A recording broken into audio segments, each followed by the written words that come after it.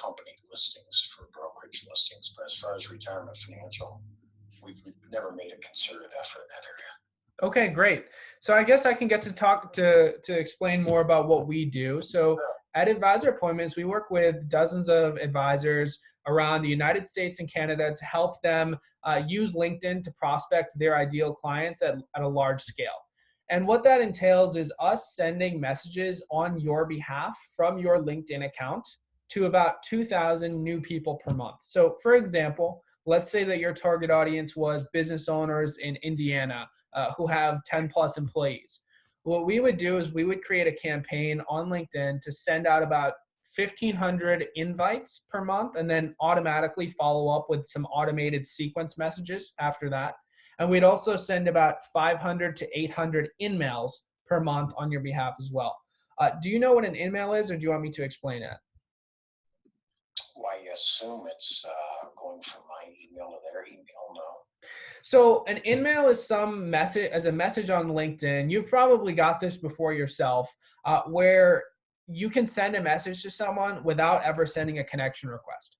I'm sure you know that in order for you to message someone most of the time, you have to send them a connection request, they have to accept it, and then you can follow up, right? An in-mail just goes straight into their inbox without skipping the connection request. So you're going to get 2 or 3 times the response rates on those than the traditional invite, sequence messages, et cetera. Does that make sense? It does. Okay, great. So what we do is we send about 2,000 to 2,500 total messages combined per month on your behalf to your target demographic. The messages are any type you want. So most of our clients do an A/B split between a softer messaging approach and a more aggressive messaging approach. So I'm going to quickly dive into both of them, and then I want to ask you what makes more sense for your practice. So the first approach that a lot of our clients take is a more less direct approach that's directed to getting them on the phone to discuss mutually beneficial opportunities, but not necessarily sell your services right away.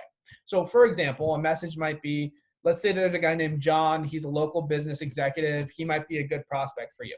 So we'd say, on your behalf, we'd say, hi, John, thanks a lot for connecting with me on LinkedIn. It's always great to add to my network. I noticed that you worked at Amazon for a few years and then you switched over to Microsoft. Seems like you're doing some great work. I'd love to have a conversation to see if there are a couple ways that we can be of assistance to one another in a professional capacity. If you're open to a discussion, I'll gladly send you some options. Something like that, where you see in that message, we didn't say, I'm a financial advisor, let me, sell you XYZ. Reason being that doing that often results in a lot less conversations, just because people aren't as inclined to take those calls. But that's approach A. And approach B is that more direct approach where you're just going straight and you're saying, hi, John, hope you're doing well. I noticed that you changed jobs recently and you switched from Amazon to Microsoft. Would love to have a discussion to see if there are some ways you can, maximize your 401k contributions or whatever you're trying to pitch. We would essentially include it in there. And it would be extremely personalized. So if we wanted to focus on people who just changed their jobs, who are business owners, who are this, who are that, we would be able to do all of that and run multiple campaigns at the same time. So my question for you, Brad, is then, what is your approach? Is your approach the softer approach, the more aggressive approach? Is it a combination of both? Well, I would say the more direct. I don't like what I call backdoor selling because I don't want to be backdoor sold. Okay. So I'm more direct. If they got interest, we can talk. Okay, perfect. So can you tell me then about your ideal client, your ideal prospect? Are they based in Indiana, or are they farther? What type of asset minimums are you targeting, if any? And what based in Indiana. And as far as an asset minimum, I don't do manage money. My strength is moving 401k money out of existing 401ks while the people are still working there. And doing what we call in-service distribution. That's kind of my focus. Okay. So as far as a net worth, it could be as low as $300,000, and that's a campaign for what I do. Okay, that makes a lot of sense then. So diving a little bit deeper into that then, would you say it would be beneficial to target recent job changers, or does that not matter when you're selling the service? It really doesn't matter. Okay.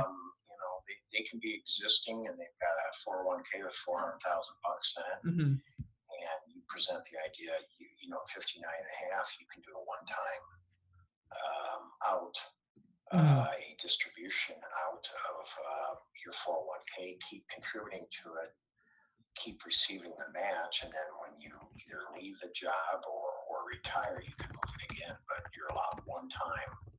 In other words, you're taking money. You don't have to do the entire amount either. You're just taking some money off the table and taking out of a risky proposition, something that's safe. What we do is fix index annuities. Okay.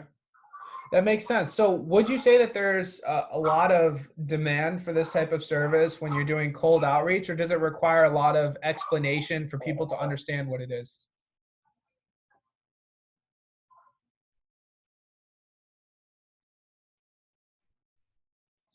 Sorry about that. I'm operating on my house. So you get. No worries. No worries. Yeah. So now what was your question?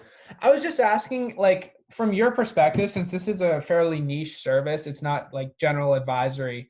Right. Would you say that this is something that people generally show interest with pretty simply, or is it something that when you're doing cold outreach, or would you say that it requires a lot more explanation for them to understand what you do? Because what we would want to do is keep the messages brief. Not really. I mean, it takes some explanation, but not a ton. I mean, if you don't understand the concept that 59 and a half, you can take money out of a 401k while you're working, then it's not going to happen. I mean, it's a pretty simple approach. And our form of marketing now is all seminar driven. That's what we do. Oh, okay, that makes sense. Yeah. So what is your age group focus? Well, 59 and up, 59 and a half and up. Because, less than 59 and a half, they can't move it while they're working. Okay, that sounds good. Can you do any services for people who are in their early to mid 50s, for example, or is it just 59 and up? Yeah, yes. The answer is yes. I mean, you certainly can do business with them, but I would definitely say the 59 and a half if we're targeting a in-service distribution, which is simply means they're still working. Okay, so non-retired, they can't be retired. Correct. Okay, so correct. Okay, that makes sense. So with LinkedIn targeting, it doesn't let you per se like choose an age group, but what it does let you do is choose keywords. So for example, we could target people who have, at least 10 years of experience at their current company, who have 10 plus years of experience anyway. So that basically disqualifies most people under 45 as it is. And then, with that, we could qualify them further as in, adding a few terms like saying they've worked at 2 companies before rather than 1.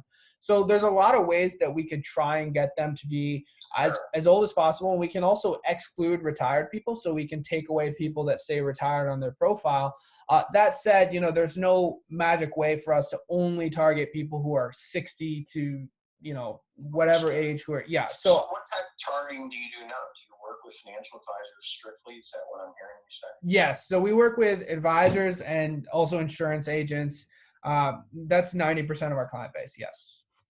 Okay. And what type of message are they trying to market normally?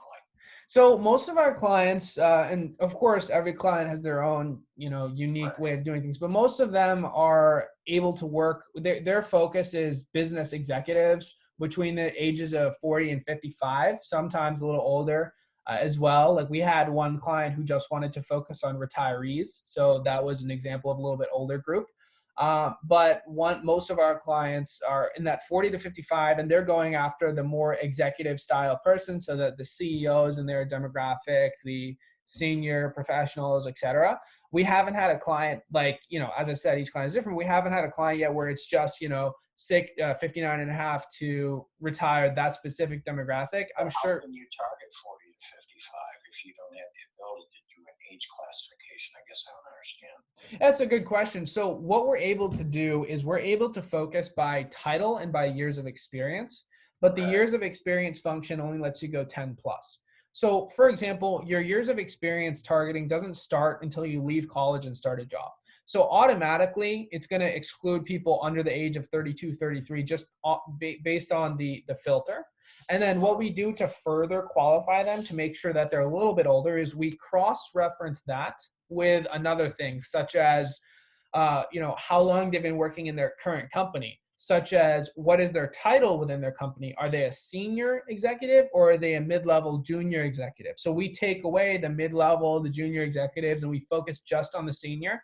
And by percentages, 90% of those people who are experienced professionals in the upper level demographic are going to be over the age of 40. Of course, you're going to have a few rock stars who are in their 30s, and most of our clients are also fine with talking with them. But most of them are going to be older than 40. Right.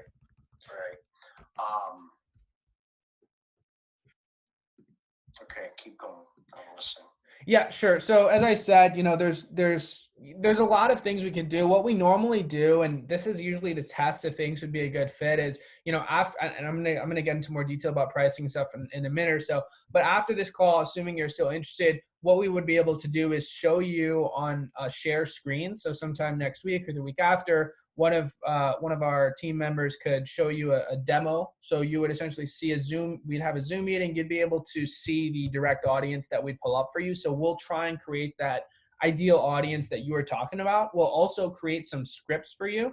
And those scripts are unique to every client. So for your situation, if you're trying to sell the service where it's regarding 401 withdrawals or contributions or whatever specific service you're selling, we would be able to work on that with you on the call. So at the end of the meeting, you'd be able to see your target demographic and the messages we would send. We'd also show you some examples of other scripts that we've used for other advisors who might have more niche services. And so you'd be able to do that. Like we have a client in Arizona, we'd be able to show you some of his messages where he was targeting people who were right near age of retirement. So it's actually pretty similar to where you're going, but we were able to focus on that, 50 plus age group. Of course, not everyone was, exactly 60, but, it was majority were in the right age for him. So we did a good job with him. So I assume we can probably do a good job with you. So as far as pricing is concerned, we charge a monthly fee and a 3-month contract. And that cost is going to be $1,200 a month. So $1,200 over for 3 months, total price of $3,600. And that's to send out 2,000 messages. Yes. So that includes everything A to Z. So we're not just sending out the messages. So we're identifying your target market for you. So we're taking care of doing all the targeting, keywords, etc. We're creating the scripts with you. We're definitely going to need your input for it to be successful, but we'll help you guide along the process. We'll also send you examples of other scripts if you want to pull from them. From there, we're sending out those 2,000 messages per month. As I said earlier, combination of emails and regular invite messages. Then when this is the big thing that we do that differentiates us from like a software company is when a prospect responds to you on LinkedIn, they might say, sure, let's have a conversation, or yeah, I'm open to a call, whatever they say. We have someone that goes into your account who works on our team that goes in manually to your account and handles the response.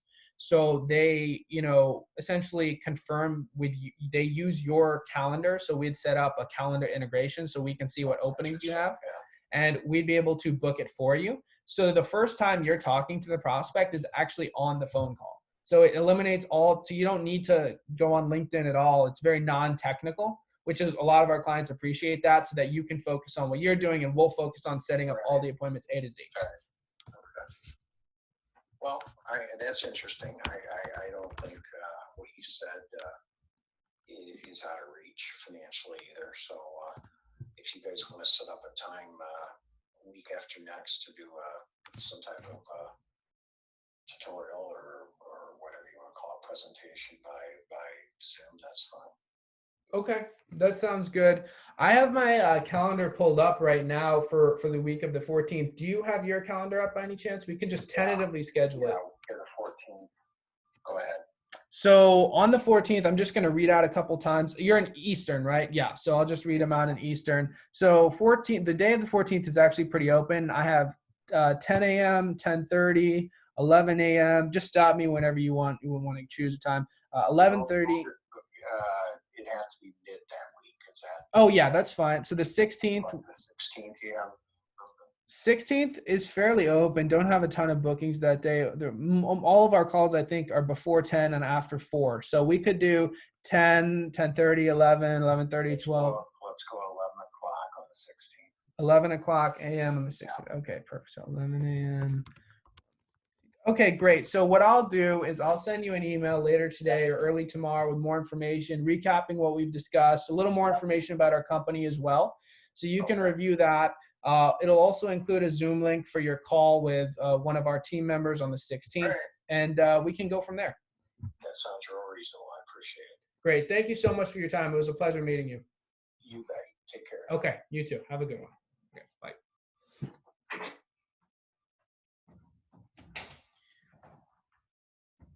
Yeah, dude, I'm 3 for 3 on demos. I'm 3 for 3. The third one is gonna do the 16th at 11 a.m. So you just confirm the 16th at 11 a.m. This guy is all aggressive, and I recorded. Oh shoot, it's actually still recording right now. I'll pause the recording so we can send this to Ozlem later, which is nice. Let me